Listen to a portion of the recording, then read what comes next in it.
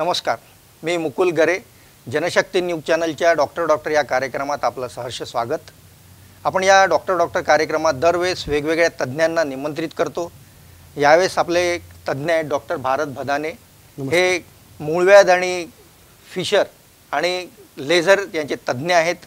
Doctor Bharat सरांनी नाशिक विद्यापीठातून degree प्राप्त केली असून मुंबईच्या वरळी येथील उद्धार कॉलेजमधून डिप्लोमा केला आहे क्षारसूत्र या ब्रांचमधून, आणि त्यांनी लेझरचं प्रशिक्षण वेगवेगळ्या तज्ज्ञांकडून प्राप्त केलेले आहेत।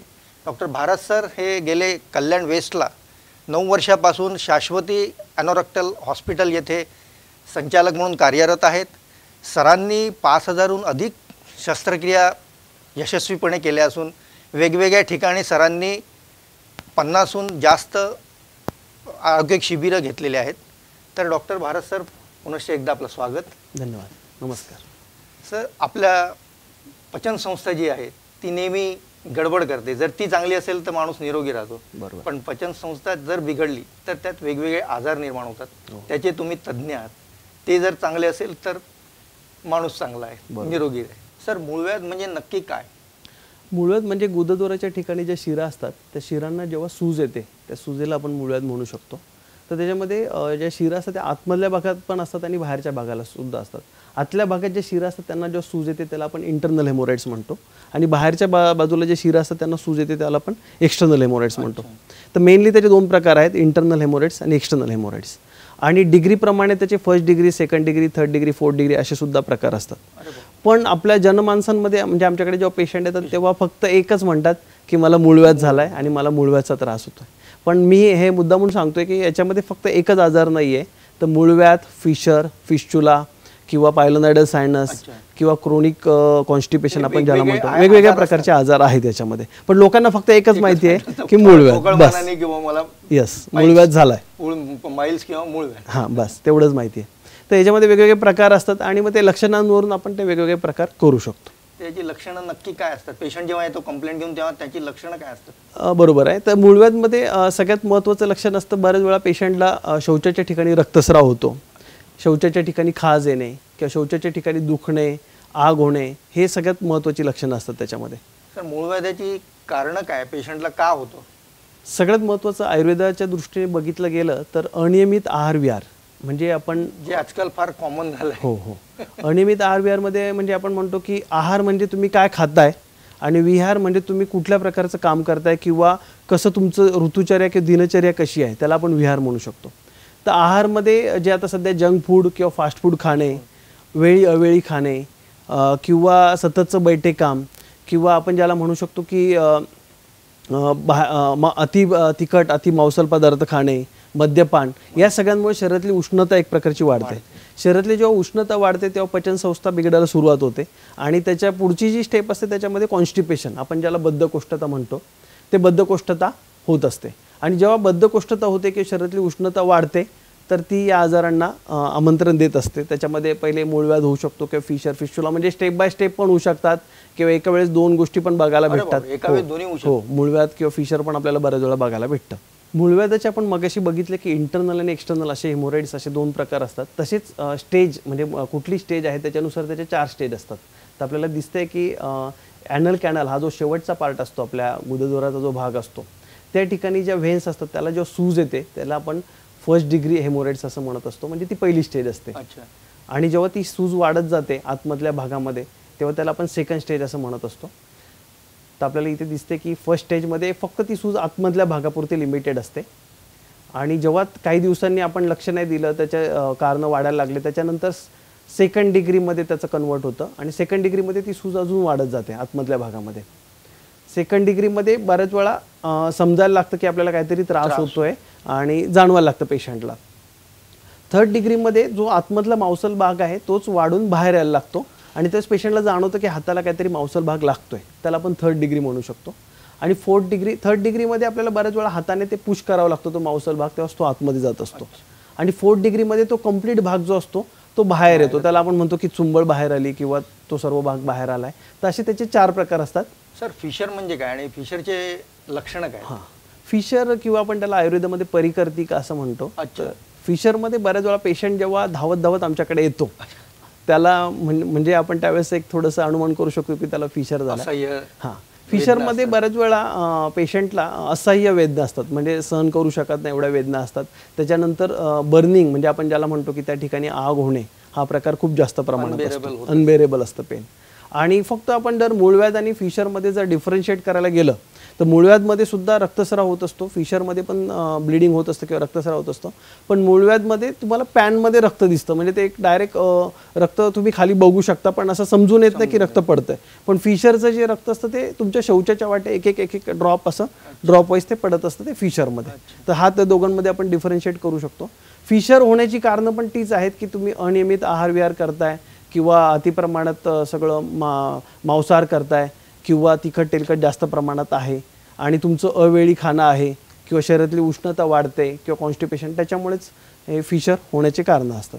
फिशर आपण ज्याला म्हणतो, तर फिशरमध्ये बऱ्याच वेळा काय होतं की पेशंटला शौचाला कुंथावं लागतं, म्हणजे आपण ज्याला कॉन्स्टिपेशन म्हणतो. तर कॉन्स्टिपेशनमुळे काय होतं की शौचाची जी शेवटची स्किन असते ती स्किन फाटते आणि त्या ठिकाणी एक प्रकारची जखम तयार होते, त्याला आपण फिशर म्हणत असतो.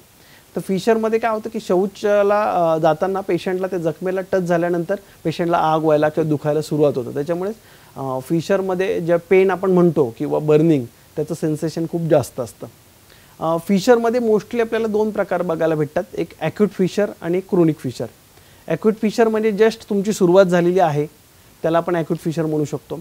आणि जेव्हा खूप दिवस फिशर राहिलंय आणि वाढतंय तर त्याला आपण क्रोनिक फिशर म्हणू शकतो. सर, फिस्टुला म्हणजे काय आणि फिस्टुला जे लक्षणं पेशंटमध्ये कसे दिसतात, या व्यतिरिक्त जे तुम्ही आतापर्यंत जे सांगितलं आहे, फिस्टुला म्हणजे नक्की काय? फिस्टुला ॲक्च्युली फिस्टुला किंवा ज्याला आपण भगंदर म्हणू शकतो, तो सर्वांसाठीच म्हणजे पेशंटसाठी पण एक चॅलेंजिंग असतो आणि डॉक्टर म्हणजे आमच्यासाठी पण एक ते चॅलेंज असतं की तू फिस्टुला ट्रीट करायचं आहे. फिस्टुलामध्ये होतं काय मोस्टली की जी शौचाची जागा असते त्याच्या बाजूला कुठेतरी स्किनवर एक प्रकारचा गळू तयार होतो, म्हणजे आपण त्याला ॲब्सेस म्हणतो. आणि त्या गळूमधून एक प्रकारचा पुयस्राव म्हणजे आपण ज्याला म्हणतो की पू तिथून व्हायला लागतो. आणि पू व्हायला लागल्यानंतर त्याचं जे इंटरनल ओपनिंग असतं ते आतमध्ये असतं, म्हणजे शौचाच्या ठिकाणी ॲनल कॅनलमध्ये. म्हणजे अशा प्रकारचा एक असा ट्रॅक तयार होतो आणि म्हणजे आपण त्याला म्हणू शकतो की पाईप, हॉलो पाईप असं आपण म्हणू शकतो त्याला. आणि जोपर्यंत आपण इंटरनल ओपनिंग त्याचं बरं करत नाही तोपर्यंत एक्सटर्नल ओपनिंग त्याचं बरं होऊ शकत नाही. तर फिस्टुलामध्ये मोस्टली लक्षणांमध्ये आपण म्हणू शकतो की पेशंटला कणकण वाटणे किंवा बारीक ताप येणे किंवा त्या ठिकाणी पुयस्राव होणे, शौचाला कधी कधी रक्तस्राव होणे, ही महत्त्वाची लक्षणं आपल्याला बघायला भेटतात. तर फिस्टुला आपण एक बघूयात की कसा एक्झॅक्टली डेव्हलप होतो. फिस्टुलामध्ये जी शौचाची जागा असते त्याच्या बाजूला कुठेतरी एक प्रकारचा एक गळू तयार होतो आणि त्याचं जे इंटरनल ओपनिंग आपल्याला दिसतं आता ते आतमधून तयार होतं आणि ते इन्फेक्शन तिथून ते स्किनपर्यंत येत असतं आणि तिथे एक ॲब्सेस तयार होतो आणि त्या ॲब्सेसमधून पस डिस्चार्ज व्हायला किंवा पू व्हायला सुरुवात होते, त्याला आपण फिस्टुला म्हणू शकतो. तर जोपर्यंत आपण आतमधलं ओपनिंग त्याचं बरं करत नाही तोपर्यंत एक्सटर्नल ओपनिंग आपण किती पण वेळा त्याचं बरं केलं किंवा किती पण सर्जरीज केल्या तरी ते बरं होत नसतं. म्हणून फिस्टुला हा आपण म्हणू शकतो की कॉम्प्लिकेटेड सर्वांसाठीच असतो. हां, आणि फिस्टुलामध्ये पण बरेच टाईप असतात की तुमचं जे इंटरनल ओपनिंग आहे ते एक्झॅक्टली कुठे आहे, म्हणजे आतमधल्या किती अंतरावर आहे त्याच्यावर पण त्याच्यामध्ये बरेच टाईप असतात किंवा हाय anal fistula, low anal fistula असे पण त्याच्यामध्ये टाईप असतात. तर ते जसं आपण त्याच्यावेळेस त्याच्यासाठी बऱ्याच वेळा आपल्याला MRI वगैरे करायला लागतो. MRI फिस्टुलोग्राम विचारणार होतो, हे डायग्नोसिस करायला तुम्ही कोणतं तंत्र वापरता का? Sonography, MRI, CT? येस, आपण फिस्टुला डायग्नोसिस करण्यासाठी बऱ्याच वेळा आपल्याला MRI फिस्टुलोग्राम करावा लागतो. त्याच्याने आपल्याला एक्झॅक्टली त्याचं लोकेशन कुठे आहे, त्याची किती लेंथ आहे हे आपल्याला त्याच्यामध्ये कळत असतं. आत्तापर्यंत आपल्याला डॉक्टरांनी मूळव्याध, फिस्टुला, फिशर याबद्दल विविध माहिती दिली. यानंतर या ब्रेकनंतर आपण याच्यावर उपचार पद्धती काय आहे ते डॉक्टरांकडून जाणून घेऊया. तोपर्यंत छोटासा घेऊया एक छोटासा ब्रेक.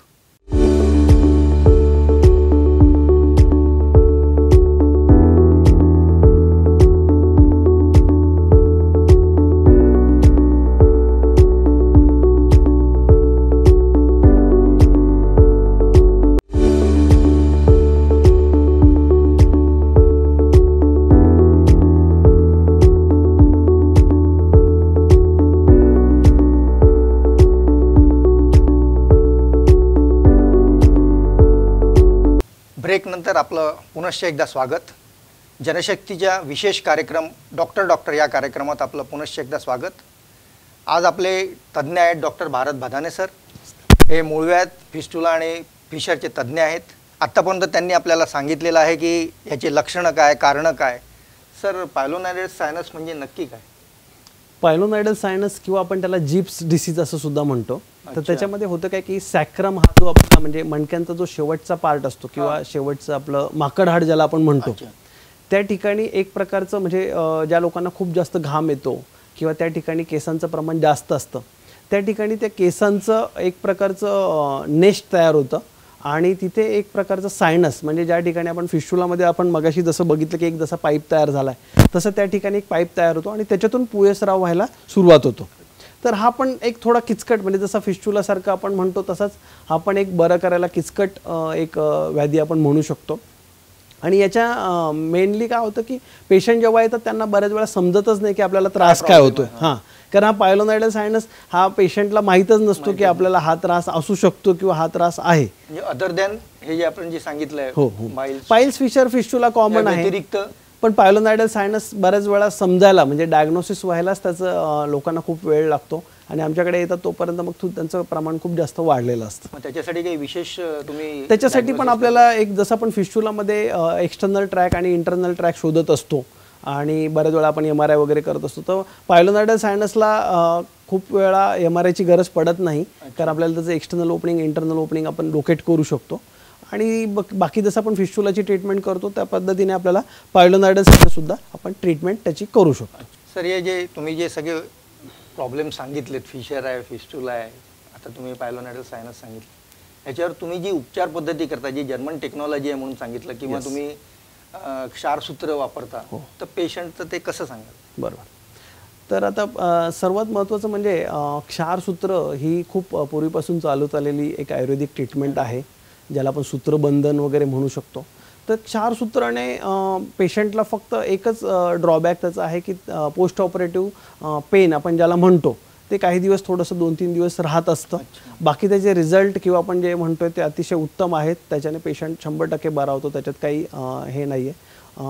आणि आता नवीन आपल्याकडे एक टेक्नॉलॉजी आली आहे, जर्मन टेक्नॉलॉजी आपण त्याला म्हणता येईल की लेझर टेक्नॉलॉजी. तुम्ही वापरता? येस, आपल्याकडे तर लेझर टेक्नॉलॉजीमुळे आपलं काम खूप सोपं झालं आहे. म्हणजे पहिले क्षारसूत्रमध्ये पेशंट आम्हाला जे कंप्लेंट करायची की पोस्ट ऑपरेटिव्ह पेन होतं आहे किंवा खूप त्रास होतो आहे, पण आता लेझरने एवढं सोपं झालं की लेझरने त्या ठिकाणी जो रक्तस्राव असतो तो खूप कमी होतो आणि पेशंटची जी जखम असते ती खूप लवकर भरते किंवा जखम मोठ्या प्रमाणात होत नाही.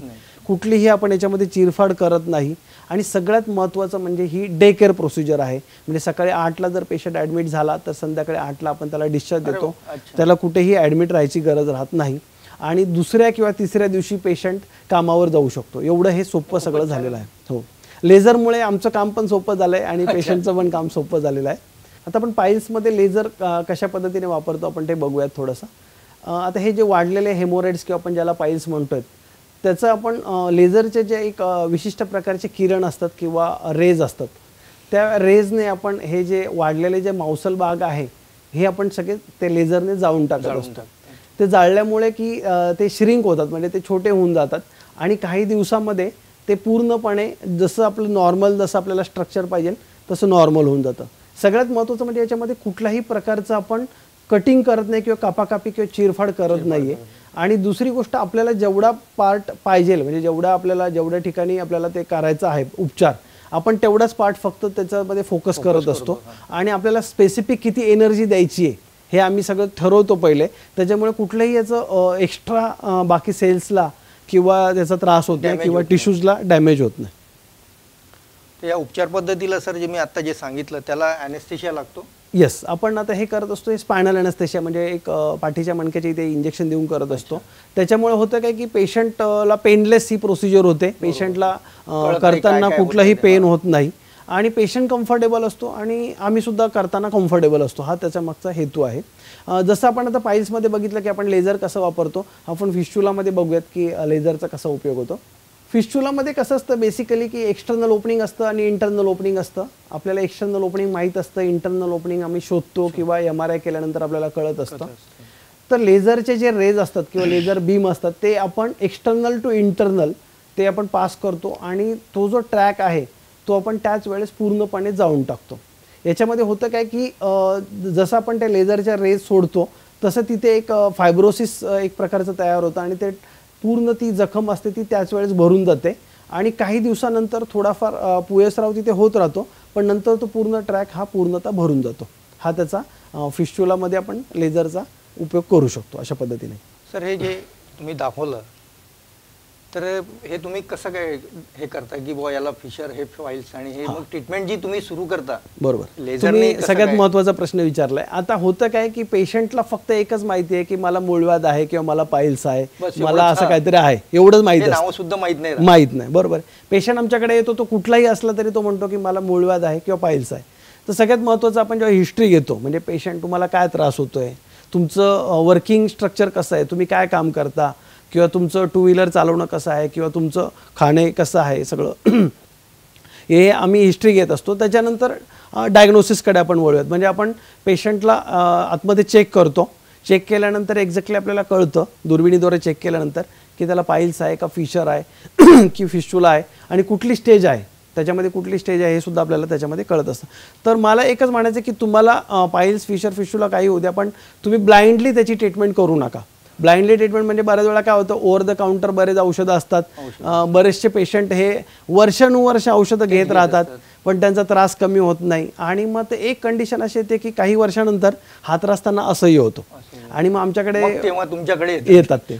तर मला हेच म्हणायचं की तुम्ही जेव्हा तुम्हाला त्रास होतोय वेळ वाया घालवू नका. तुमची जेव्हा फर्स्ट स्टेज असेल किंवा सेकंड स्टेज असेल, तुम्ही जेवढ्या लवकर त्याची ट्रीटमेंट घेणार तेवढं तुम्हाला त्याचा बेनिफिट भेटणार आणि तुम्ही त्याच्यातून फ्री होऊ शकता. सर सध्या कोरोनाचा काळ आहे, फार वाईट स्थितीतून आपण जातोय. बरोबर. तर या पिरियडमध्ये टी व्ही म्हणा किंवा जाहिरात म्हणा सगळे असे हॅमर करत असतात की बुवा हे आमचे काढे घ्या, तुम्हाला 100% रिझल्ट मिळेल, तुम्ही कोरोना फ्री व्हाल, किंवा लोक वर्क फ्रॉम होम करताय तर एक्झरसाईज करत नाही. तर अशांसाठी काही फिशर फिस्टुला जास्त प्रमाणात वाढत आहे, संख्या वाढते, बरोबर तुम्हाला जाणवत आहे? येस, हो तुम्ही बोलता ते बरोबर आहे. कोरोनामुळे सध्या 1-1.5 वर्षापासून बरीचशी लोक घरीच आहेत, वर्क फ्रॉम होम चालू आहे.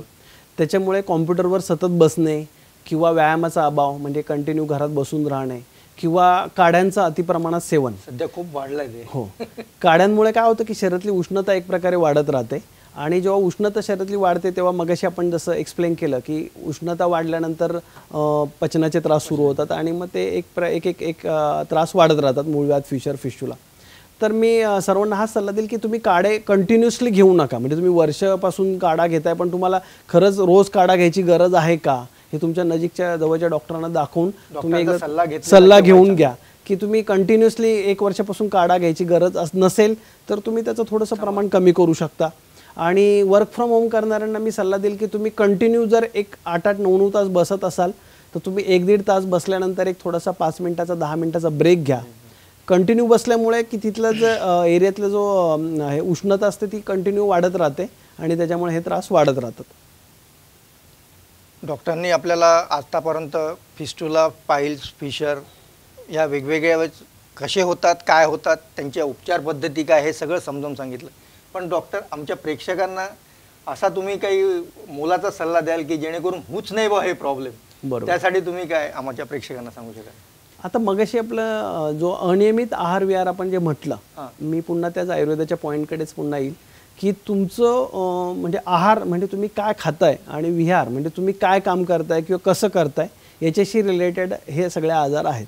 तर आहारामध्ये तुम्ही अति तिखट, अति तेलकट पदार्थ किंवा आपण म्हणतो बाजरीची भाकरी, मेथीची भाजी, वांगे, कारले हे जे गरम पदार्थ आहेत याचं तुम्ही जेवढं कमी प्रमाणात सेवन कराल आणि सॅलड ज्याला आपण म्हणतो किंवा काकडी किंवा गाजर याचं तुम्ही अति प्रमाणात म्हणजे थोडंसं सेवन त्याचं वाढवाल तर तुम्हाला त्याचा नक्कीच फायदा होईल. म्हणजेच तुम्हाला गरम पदार्थ खायचे नाहीत की शरीरातली उष्णता वाढू द्यायची नाही आणि शरीरातली उष्णता वाढू न देण्याबरोबरच तुम्हाला बद्धकोष्ठता किंवा आपण ज्याला कॉन्स्टिपेशन म्हणतो ते होणार नाही याची तुम्हाला काळजी घ्यायची. तर कॉन्स्टिपेशन होऊ न देण्यासाठी मी अजून एक सल्ला देईल प्रेक्षकांना की घरगुती सल्ला देऊ शकतो आपण की त्याच्यामध्ये तुम्ही दूध आणि तुपाचं सेवन म्हणजे गाईचं जे तूप असतं दुधामध्ये तुम्ही गाईचं तूप टाकून 2 चमचे जर रोज रात्री झोपताना घेतलं तर त्याचा नक्कीच तुमचा पचन संस्थेवर चांगला परिणाम होईल. त्याच्यानंतर लाल किंवा काळे मनुके आपण ज्याला म्हणतो ते जर तुम्ही रोज रात्री 10 ते 15 झोपताना खाल्ले किंवा सकाळी उठल्यानंतर अर्धा ग्लास किंवा 1 ग्लास कोमट पाणी पिलं तर हे नक्कीच तुमच्या पचन संस्थेला म्हणजे पोट साफ होण्यासाठी नक्कीच तुम्हाला मदत करतील. आज जनशक्ती न्यूज चॅनलच्या विशेष कार्यक्रमात डॉक्टर भारत भादाने सर आपल्या इथे आलेत. आपल्याला कोणालाही प्रेक्षकांनो पाईल्स, फिशर, फिस्टुला यातला कुठलाही जर त्रास होत असेल तर डॉक्टर भारत सर कल्याणला वेस्टला युनिव्हर्सिटीजवळ शाश्वती ॲनोरेक्टल हॉस्पिटलमध्ये उपलब्ध आहेत. ते तिथे रोज सकाळ संध्याकाळ अवेलेबल असतात. त्याचा तुम्ही लाभ घेऊ शकता. डॉक्टर आपण इथे आलात, धन्यवाद. धन्यवाद. तर प्रेक्षको, सरांनी सांगितल्याप्रमाणे सगळे तुम्ही नियम पाळा. तुमची पचनसंस्था बद्धकोष्ठ तर सगळं जाईल. पुन्हा एकदा भेटूया पुढच्या भागात जनशक्तीच्या विशेष कार्यक्रमात. डॉक्टर तोपर्यंत धन्यवाद. धन्यवाद.